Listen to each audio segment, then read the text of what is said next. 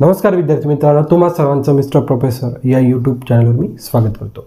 This is our video lecture number 10 from the mechanical properties of fluid and we are discussing the previous year questions and another two more examples. The first one is from Maharashtra CET 2016 and the second one is from BCEC 2015. ठीक आहे, दोन्ही question एकाच फॉर्म्युल्यावर base आहे.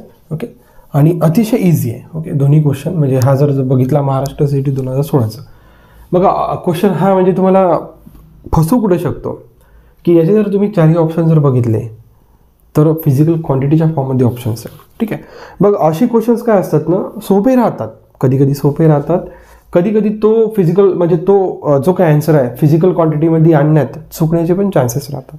सोपा राहतात, परंतु या ऑप्शन्सला पाहून आपण मॅक्सिममदा घाबरतो. ठीक आहे, आणि तसा हाही जरी बघितलं तरी हाही न्यूमेरिकल फॉर्मॅटमध्ये नाही आहे. ठीक आहे, म्हणजे याचे ऑप्शन्स बघा थोडा, म्हणजे तुम्हाला ऑप्शन्स तुमची थोडीशी दिशाभूल चूक करू शकतो. ठीक आहे, आणि क्वेश्चन जर बघितलं अतिशय इझी आहे. ज्या गोष्टी दिलेल्या आहे व्यवस्थित वाचून जर तुम्ही डेपिक्ट केला तर काही मोठी गोष्ट नाही, याच्यात तुम्हाला लक्षात येते. बघा आता solution for the first numerical. बघा, in a capillary tube of radius R, एक कॅपिलरी ट्यूब आहे ज्याची रेडियस किती आहे R. A straight thin metal wire of a radius small R. Okay, आणि कंडिशन दिलं आहे की कॅपिलरी ट्यूबची रेडियस त्या स्ट्रेट थिन वायरच्या रेडियसपेक्षा कशी आहे जास्त.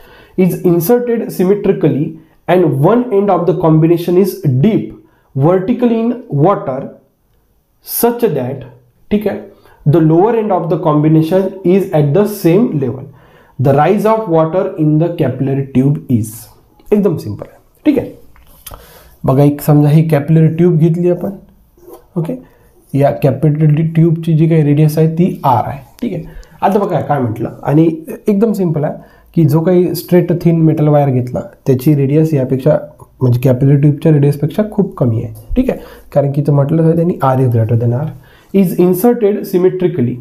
ठीक आहे, and one end of the combination is deep vertically in water such that lower end of the combination is at the same level. ठीक आहे, समजा ही कॅपिलरी ट्यूब आपण कुठे ना कुठे समजा वॉटरच्या कंटेनरमध्ये समजा आपण डीप केलेली आहे. ठीक आहे, आणि एक समजा एक मेटल वायर, समजा हा मेटल वायर आहे, हा मेटल वायर आपण असा कॅपिलरी ट्यूब मध्ये डीप केलेला आहे समजा. ठीक आहे, आणि हे याची जी काही लेवल आहे इथपर्यंत राहिली पाहिजे म्हणते. येत्या लक्षात, हा जो काही थिन मेटल वायर आहे, ओके, याचा एक एंड या लेवलसोबत मॅच केला पाहिजे आणि हा एक एंड, आणि या मेटल वायरची जी काही रेडियस आहे ती किती आहे स्मॉलर. ठीक आहे, आता बघा, आणि त्यांनी विचारलं मग इथं वॉटर काय झाला, राईज झाला. ठीक आहे, इथं वॉटर काय होणार, राईज होणार. तर जो काही वॉटर राईज झाला त्याचा आपल्याला फॉर्म्युला डेव्हलप करायचा आहे. ओके, फॉर्म्युला माहिती आहे 2t cos theta divided by rho R G. ठीक आहे, बघा T is nothing but surface tension. ठीक आहे, आणि बघा वॉटरसाठी कॉस थीटा किती राहते 1. वॉटरसाठी कॉस थीटा किती राहते 1, म्हणजे हाईट किती शिल्लक राहिला 2t अपॉन रो आर जी. बघा या फॉर्मॅटमध्ये ऑप्शन दिसते का, 2t आला. बघा इथं टी इथं नाही आहे, इथं नाही आहे, इथं नाही, म्हणजे ऑप्शन तिसरा बरोबर आहे. बस बाकी काही चेक करण्याची गरज नाही राहिली.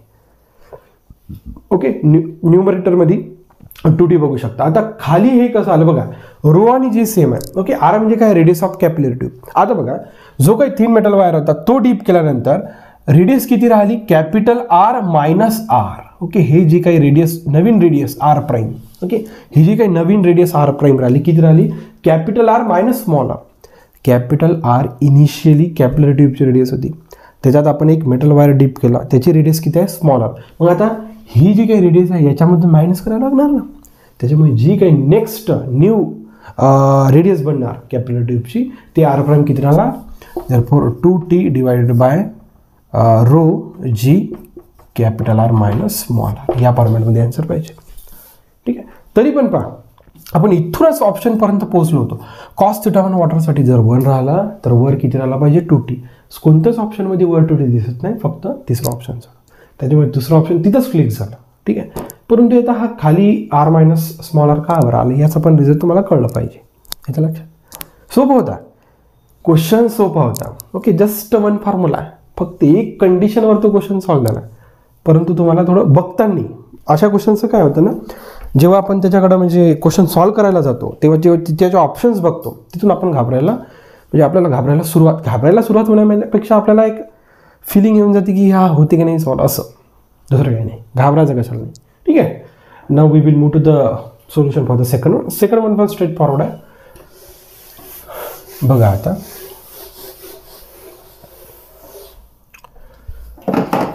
चलो solution for the second numerical. Okay, now see. A long capillary tube of a radius 0.2 millimeter is placed vertically inside a beaker of a water. काही हरकत नाही. एक समजा वॉटर कंटेनर आहे. या वॉटर कंटेनर मध्ये समजा आपण एक ही अशी कॅपिलरी ट्यूब काय केलेलं आहे आपण हे डीप केलेले आहे. ठीक आहे. कॅपिलरी ट्यूब केल्यानंतर मग याच्यात काय होणार आहे, हाईट रेज होणार, काहीतरी हाईटने तो ठीक आहे वॉटर आहे. The surface tension of water is 7 × 10⁻² Newton per meter. Water rises up to height of 5 centimetre. जो काही वॉटर लेवल राईज होणार तो किती होणार, 5 सेंटीमीटर. चला काही हरकत नाही. ठीक आहे. सरफेस टेन्शन तुम्हाला दिलेलं आहे 7 × 10⁻² न्यूटन पर मीटर. चला काही हरकत नाही. रेडियस ऑफ कॅपिलरी ट्यूब दिली आहे तुम्हाला 0.2 मिलीमीटर. Long capillary tube. ठीक आहे. Water rises up to height of the angle of contact between the glass and the water. ठीक आहे. हा जो काही कॅपिलरी ट्यूबचा ग्लास आणि वॉटरमध्ये जो काही अँगल ऑफ इथं कॉन्टॅक्ट बनला, ठीक आहे, आपल्याला तो फाइंड आउट करायचा आहे थीटा. आपल्याला काय फाइंड आउट करायचं आहे, थीटा. एकदम सिंपल फॉर्म्युला. ओके, आत्ताच आपण यूज केला 2t cos theta divided by ρr. जे आपल्याला पाहिजे angle of contact cos theta एका साईडला ठेवू आपण, बाकी सगळे शिफ्ट करू. देअरफॉर कॉस थीटा बघा h ρrg divided by 2 times t. That's it. ठीक आहे. सगळ्या गिवन व्हॅल्यूज आहे. बघा तुमच्याकडे हाईट दिलेलं आहे 5 सेंटीमीटर आहे. सेंटीमीटरचं मीटरमध्ये केलं 10⁻². ठीक आहे. ओके. जी वॉटर आहे त्याच्यामुळे 10⁻³ density of water 10⁻³ kilogram per metre cube. Radius किती आहे 0.2 मिलीमीटर आहे. मीटरमध्ये होते 10⁻³ सगळे एस आय युनिटमध्ये घ्यायचे. हाईट CGS मध्ये दिला आहे, रेडियस CGS मध्ये दिला आहे, सगळ्याला आपलं SI मध्ये कन्वर्ट करायचं. ठीक आहे. आणि जी किती दिला आहे तुम्हाला 10. चला काय राहील 2. सरफेस टेन्शन दिला आहे तुम्हाला 7 × 10⁻². बघा कॅल्क्युलेशन करा. कॉस थीटा इक्वल्स टू बघा आता 10⁻³ 10⁻+3 gate cancel. What remains 5 × 10⁻² into इथं बघा हे +3 -3 घ्यायला 0.2 × 10⁻1 शिल्लक राहिलं खाली. ओके. खाली 2 × 7 × 10⁻². बघा अतिशय सिंपल आहे. बघा आता बघा 10⁻² 10⁻² गेट कॅन्सल. इतर शिल्लक राहिला 5. 0.2 ला लिहितो मी 2 × 10⁻1 × 10⁻+1. खाली शिल्लक राहिलं 2 × 7. इथं लक्षात 10⁻² 10⁻² गेट कॅन्सल. 0.2 ला कसं लिहितो मी 2 × 10⁻1. खाली तर ॲज इट इज. ठीक आहे. 10⁻² get 10⁻1 10⁻+1 get cancel. 2 get cancel. What remains 5/7. Therefore cos theta equals to 5/7. आपल्याला पाहिजे angle of contact taking cos inverse on both side. Cos and cos inverse get cancel. What remains theta. Therefore theta equals to cos inverse of 5/7. This is your angle of contact in between the glass and the water. Cos inverse of 5/7. Therefore the option number second one is the correct. Straight forward, काही मोठी गोष्ट नाही. याच्या लक्षात. Okay. अशा प्रकारे जर आपण क्वेश्चन सॉल्व्ह करण्याचा प्रयत्न केला तर कोणताही क्वेश्चन आपल्याला पेपरमध्ये सॉल्व्ह होऊ शकतो, ही मी ग्वाही देतो. काही मोठी गोष्ट नाही. ओके. जस्ट फॉलो मी ज्या ज्या प्रकारे आपण क्वेश्चन सॉल्व्ह करतो. ओके. तुम्हाला काय करायचं आहे ना की जो काही समजा चॅप्टर आहे पूर्ण केअरफुली कन्सेप्च्युअल तुमचा तो ओके झाला पाहिजे. त्यानंतर जेव्हा तुम्ही न्यूमेरिकल सॉल्व्ह करतात तेव्हा या गोष्टीकडे लक्ष द्या. व्हिडिओज फॉलो करा 100%.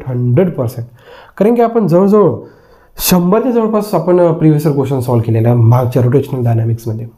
याच्यात 60-70 आपण न्यूमेरिकल सॉल्व्ह करण्याचा प्रयत्न करू 100%. एकदा काही तुम्हाला थीम लक्षात आली की 100% प्रॅक्टिस होते. ठीक आहे. So thank you for watching. See in the next video.